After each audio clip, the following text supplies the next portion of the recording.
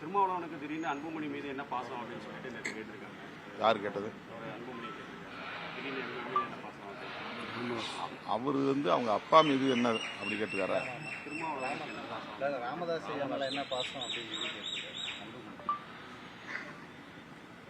அது திமுக பாசம் என்பது ஒரு வலிமையான வார்த்தை. நாங்கள் குறிப்பிட்டது அந்த அடிப்படையால் அல்ல.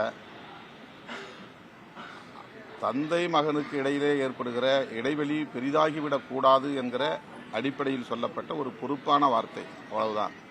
தந்தைக்கு இருக்கிற அனுபவத்தை அல்லது அவருக்கு இருக்கிற ஆளுமையை திரு அன்புமணி அவர்கள் பயன்படுத்திக் கொள்ள வேண்டும் என்று சொன்னேனே தவிர வேறு எந்த நோக்கத்திலும் நான் சொல்லவில்லை. அந்த கட்சி எப்படியாவது போகட்டும் என்று நான் கருதவில்லை. அந்த கட்சியும் இங்கே எளிய மக்களுக்காக போராடுகிற கட்சி என்று நம்புவதால் அவர்களுக்கு இடையிலான இடைவெளி ஏற்பட்டுவிடக்கூடாது. அந்த இடைவெளியை பயன்படுத்தி பாசிச சக்திகள் உள்ளே நுழைந்துவிடக்கூடாது. சனாதன பாசிஸ்டுகள் அதை தங்களுக்கு சாதகமாக பயன்படுத்திக் கொள்ள முயற்சிக்கிறார்கள். எச்சரிக்கையாக இருங்கள்.